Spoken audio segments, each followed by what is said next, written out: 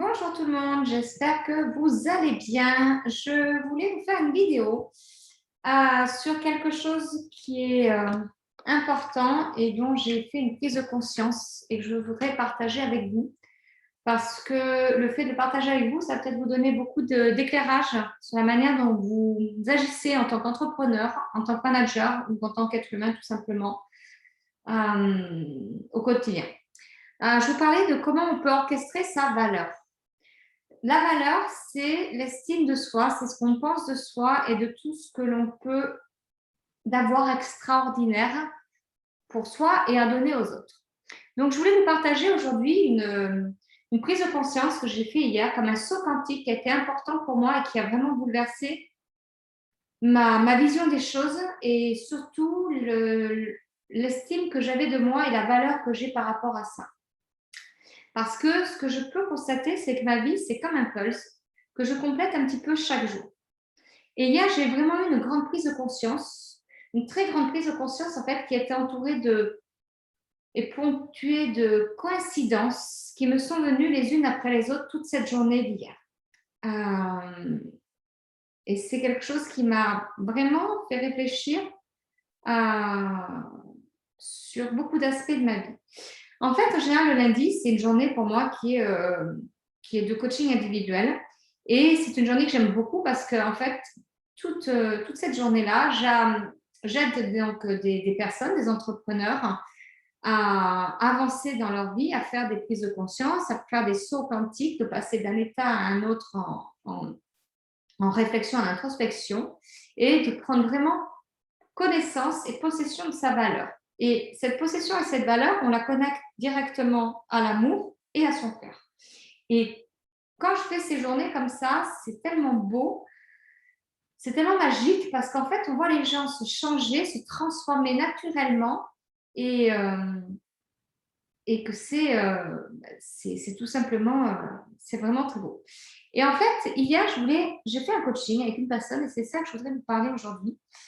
Cette personne s'appelle Estelle, elle a utilisé un mot qui a été pour moi un réveil intérieur, une prise de conscience qui va vraiment, définitivement changer ma vie aujourd'hui en tant que femme, que mère et vraiment qu'entrepreneur.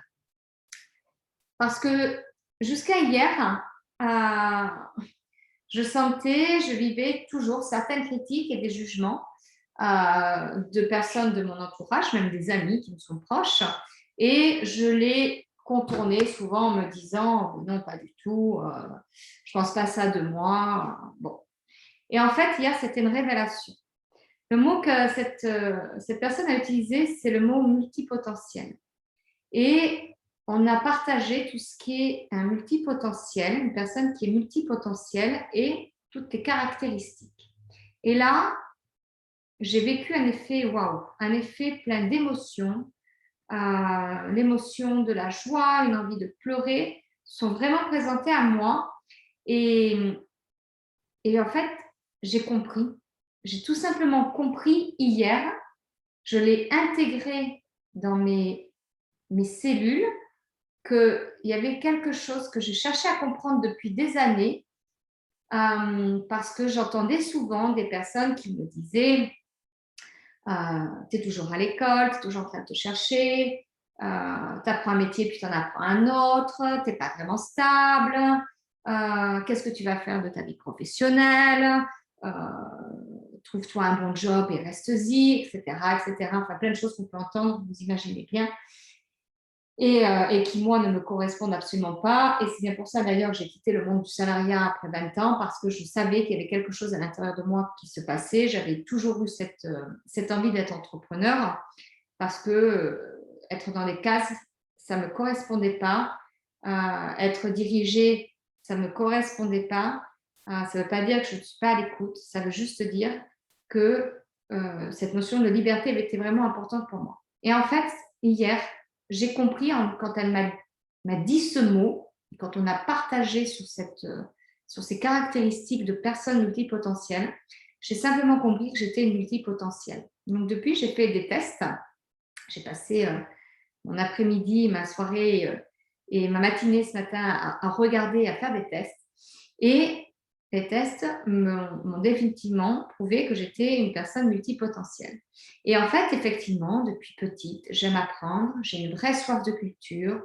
Pour moi, c'est apprendre, l'apprentissage, c'est de la nourriture. Je nourris mon âme au quotidien, je suis totalement autodidacte, je m'intéresse à tout. Je comprends hyper vite les choses, je les intègre rapidement, je suis curieuse. Chaque problème, je trouve toujours une solution. En fait, en tout cas, j'ai jamais peur. Je sais que quoi qu'il se passe, rien ne sera problème parce que je transformerai systématiquement. Et, et j'ai fait un point, j'ai fait une introspection sur tout ce que j'ai pu apprendre depuis ma plus tendre enfance. J'ai eu mon bac, j'ai fait du droit, j'ai fait une licence commerce international anglais et chinois pendant 3 ans parce que j'avais une envie d'aller découvrir le monde et de partir en Asie. Je me suis retrouvée à faire un bac plus 6 en management bancaire. De mon expérience bancaire, je suis partie faire un CAP esthétique. J'ai appris la dermopigmentation, j'ai appris des techniques diverses et variées en esthétique et en bien-être. J'ai fait de la naturopathie. J'ai continué par l'hypnose érectionnelle, spirituelle et j'ai une certification de coach, enfin, plein d'autres formations. J'ai même fait une formation qui m'a particulièrement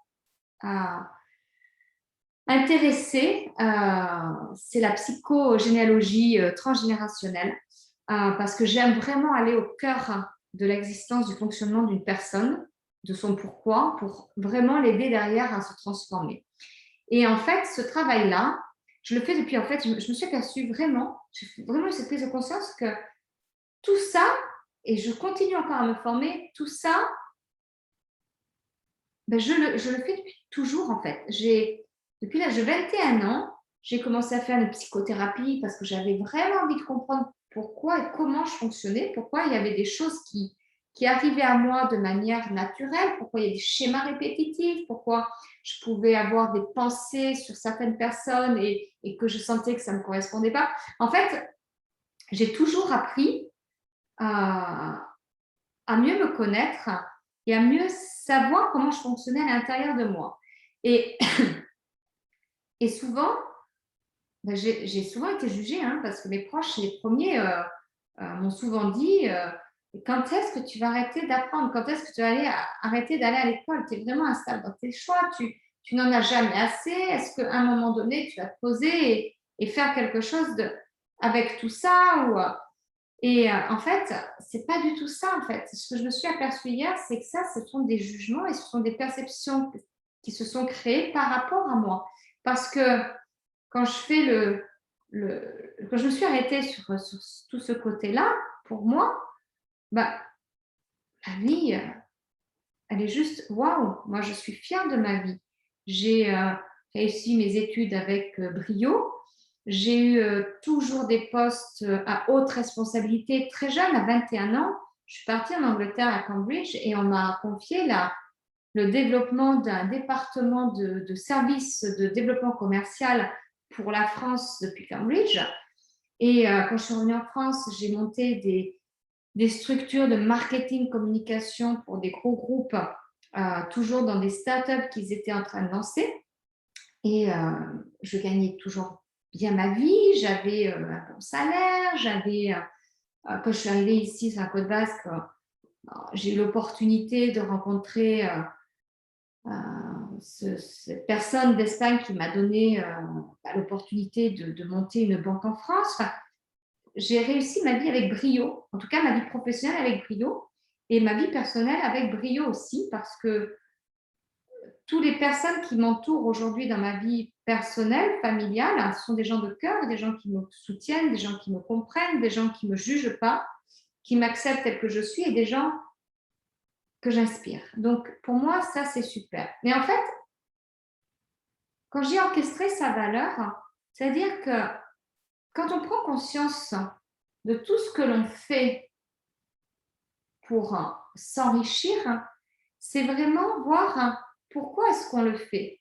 Est-ce qu'on le fait pour augmenter ses compétences, pour se croire plus légitime, ou est-ce qu'on le fait parce que ça fait partie de nous et qu'on a vraiment envie de contribuer à un monde meilleur? Parce que pour moi, en fait, j'aime comprendre la vie, j'aime comprendre les relations, j'aime comprendre comment chacun en fonctionne, comment on peut vivre tous ensemble et évoluer heureux. Parce que je suis persuadée qu'un vrai écosystème humain est possible, notamment dans le monde des entreprises, parce qu'il y a un clivage trop important dans les syndicats et que si les gens apprenaient à plus s'écouter sans se juger et juste accepter les différences et accepter les valeurs des uns et des autres, bah, les relations seraient beaucoup plus harmonieuses et, le développement des entreprises serait beaucoup plus fort, beaucoup plus impactant et les gens seraient beaucoup plus heureux à leur travail. En tout cas, tout ce que j'apprends aujourd'hui, je m'aperçois que la vraie valeur que je m'accorde, c'est tout ce que j'incarne et tout ce qui me sert en fait. Il y a des choses que j'apprends juste par curiosité, parce que j'ai envie. Par exemple, quand j'ai appris la naturopathie, c'était clair que je n'avais pas du tout envie de m'installer en tant que naturopathe, mais j'avais envie d'apprendre plus sur comment améliorer ma santé et mon bien-être corporel. Voilà, ça c'est quelque chose pour lequel j'ai fait la naturopathie et ça me sert et, je l'utilise vraiment pour moi. Et je sais que de temps en temps, bah, je peux placer certaines choses quand je partage avec des clientes ou parce que voilà, je l'ai intégré, je sais certaines choses. Alors, plein de choses que je n'utilise pas dans ce que j'ai appris, mais ça, il y a des choses que j'ai intégrées et que je prends. Et en fait, ce que je veux vous dire par là, c'est que je remercie toutes ces personnes qui m'ont critiqué comme quelqu'un d'insatisfaite. Voilà, c'est exactement le mot qu'on utilise pour me décrire parfois quelqu'un d'insatisfaite. C'est pas que je suis insatisfaite, c'est juste que je cherche à m'enrichir encore plus. Et je remercie ces gens d'avoir vu cette insatisfaction en moi, parce que pour moi, ben, je vais y mettre une grande valeur et je vais prendre tout ce côté d'apprentissage au quotidien comme faisant partie intégrante de ma valeur en tant que personne et d'expertise. Parce qu'en fait, ce n'est pas une limite, c'est une grosse force que ça m'a aidé à développer et je le démontre depuis toujours dans mon parcours professionnel. Et hier, en prenant conscience de ce trait de caractère qui me correspond, eh bien, j'ai quitté deux sentiments. Deux sentiments qui me mettaient dans certaines limites parfois. C'est la honte d'être toujours en train d'apprendre, d'être toujours en train de batailler, à chercher des solutions, des idées, à lire, à m'intéresser à tout. Et le sentiment de la culpabilité de connaître tout ce que j'ai appris et tout ce que je connais aujourd'hui. Parce que c'est vrai que j'ai dans ma tête comme une grosse bibliothèque que j'ai insérée et de temps en temps, bah, en fonction de mes accompagnements, de mes clients, bah, je pioche en fait. Je pioche dans ma tête là où j'ai besoin pour apporter et donner cette valeur qui est à moi, comment je peux la partager à mes clients qui viennent la recevoir.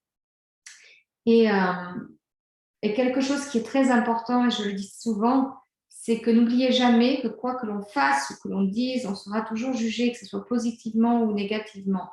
Donc, les personnes se limitent sur sa valeur, ne prennent pas conscience de sa pleine capacité ou pensent qu'ils n'en savent pas assez, mais juste prendre conscience qu'on est assez et que continuer à s'enrichir, c'est aussi une forme de maturité parce qu'on prend son pouvoir personnel, on apprend à s'affirmer et à être la personne que l'on est réellement.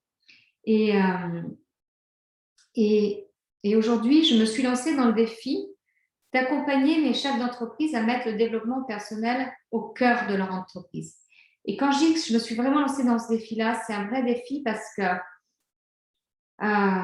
beaucoup trop d'entrepreneurs aujourd'hui pensent que le développement personnel est abstrait et pour beaucoup même, ça ne sert à rien, alors que c'est pour moi le levier le plus important, parce que c'est vraiment pour eux l'opportunité de créer de la valeur humaine dans leur chaîne de performance et aussi de permettre à tous leurs salariés d'être beaucoup plus impactants dans leur travail et dans leurs résultats, pour eux-mêmes, pour l'entreprise et pour les clients. Et hier, j'ai un chef d'entreprise que je connais, avec qui je partageais mes expériences en fait en termes de coach au sein des entreprises, et qui me dit oui, mais développement personnel, c'est complètement farfelu. Mais je lui dis mais non, c'est pas farfelu en fait. Le développement personnel, c'est pas quelque chose qui est complètement abstrait. Le développement personnel, devrait faire partie vraiment des valeurs de l'entreprise et vraiment de la fondation des RH, parce que aujourd'hui, on ne peut pas travailler avec la ressource la plus importante et la plus précieuse de l'entreprise, qui est l'être humain, sans confiance et sans l'aider à créer son environnement, à créer sa bulle de bonheur, à créer son envie de grandir et d'apporter et de contribuer au développement de l'entreprise. Donc, je peux entendre que ça soit abstrait, mais la quête d'un être humain, quel qu'il soit entrepreneur, homme, femme, enfant, ado, retraité, peu importe, et de n'importe quelle nationalité, eh bien, excusez-moi, en fait, on est tous en quête de bonheur. On est tous en quête d'aller vers la joie et d'être. C'est notre désir le plus profond. Et en fait, quand cet homme-là m'a dit ça hier, ben, j'étais triste. J'étais triste de son propos. Alors, je n'ai pas été triste pour moi, parce que moi, je sais que je suis dans le vrai et que ça fera partie des mentalités dans toutes les organisations entrepreneuriales. Parce qu'on ne peut pas aujourd'hui développer une entreprise sans se soucier de la bienveillance, et du bien-être mental de ses salariés. C'est pas possible. Moi, je ne le conçois pas et je ne l'entends pas. Mais le vrai bien-être, pas quelque chose d'abstrait, vraiment quelque chose où les gens se sentent en sécurité, ils se sentent entre guillemets en sentiment de sécurité, de famille. Je ne parle pas d'amis, juste un sentiment familial. Combien de fois on entend des entrepreneurs qui sont bien dans des petites entreprises parce qu'il y a l'esprit familial, mais en fait, le développement personnel permet, même dans une grosse structure, de créer ça. Et en fait, ma tristesse, elle n'a pas été pour moi, elle a été vraiment pour lui. Parce que cet entrepreneur-là, ben, il s'octroie le droit de rester dans le manque et dans la bataille du temps et du stress. Ce qui est dommage, c'est qu'il emmène tous ses collaborateurs avec lui sur ce chemin. Et je sais que la connaissance des hommes et des femmes, dans leur fonctionnement, dans le fonctionnement de la vie, c'est ce qui va leur permettre de développer le goût du travail. Et moi, je vais vraiment continuer à œuvrer dans ce sens, parce que je sais et je suis sûre que les changements vont s'opérer. Et l'homme, la femme, la santé, c'est vraiment les bijoux les plus précieux d'une entreprise. Donc, par cette vidéo, je vous amène vraiment à réfléchir sur comment vous pouvez orchestrer votre valeur et toute cette notion et cette envie que vous avez envie de lui donner. Parce que une chose dont il faut que vous soyez confiant et certain, c'est que vous méritez beaucoup et que vous devez l'accueillir et vraiment le vibrer. Et ça, c'est vraiment important, parce que prendre conscience de sa valeur, de sa capacité, de ses expertises, c'est prendre conscience et accepter notre manière d'être et notre manière de faire. Et aujourd'hui, pour moi, d'avoir fait cette prise de conscience, d'être une personne complètement autodidacte et d'avoir cette facette de multipotentiel, c'est tout simplement magique, parce que je comprends pourquoi je m'adapte à chaque situation, je m'adapte à chaque culture d'entreprise, je m'adapte à chaque personne, pourquoi c'est facile pour moi d'être dans un endroit et de pouvoir écouter, d'observer et de transformer derrière des partages, des discussions en bénéfice pour moi et aussi pour eux, en fait. Et vraiment, cette prise de conscience d'hier, ben, je vais vraiment orchestrer ma valeur en ce sens. Parce que je vais vraiment m'autoriser à vivre de ce super pouvoir de connaissance et d'apprentissage comme si j'étais en fait un caméléon. Parce que j'aime les challenges et je les transforme toujours en bon pour moi. Et tous les challenges que mes clients vivent, je les transforme toujours en quelque chose qui est bon aussi pour eux.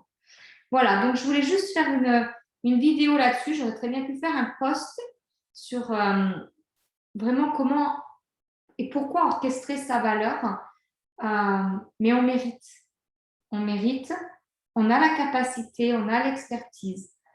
Et prendre possession de sa propre valorisation avec ce que les gens nous disent être des défauts, aller les chercher en qualité. Parce que d'être resté dans cette ignorance jusqu'à mes 45 ans, ça m'a aidé à aller toujours en quête de pourquoi j'avais toujours envie d'apprendre, pourquoi je lis autant de livres, pourquoi j'ai fait autant de métiers, Et ce n'est pas une question d'instabilité, c'est juste une question d'être curieux, d'aimer et d'avancer toujours plus. Et aujourd'hui, ma vie est complètement magique, je suis totalement épanouie dans ma vie et je sais que quoi qu'il se passe, ça sera toujours bien pour moi et toujours bon pour moi et pour ma famille. Voilà, je voulais partager ça avec vous. Je vous remercie pour votre écoute et je vous dis à très vite dans une prochaine vidéo. Si vous n'êtes pas encore abonné à ma chaîne YouTube, eh bien, je vous invite à le faire et, et, euh, et n'hésitez pas à me laisser des commentaires sous cette vidéo ou même sur ma page Facebook. Je vous embrasse, je vous aime et je vous dis à très vite.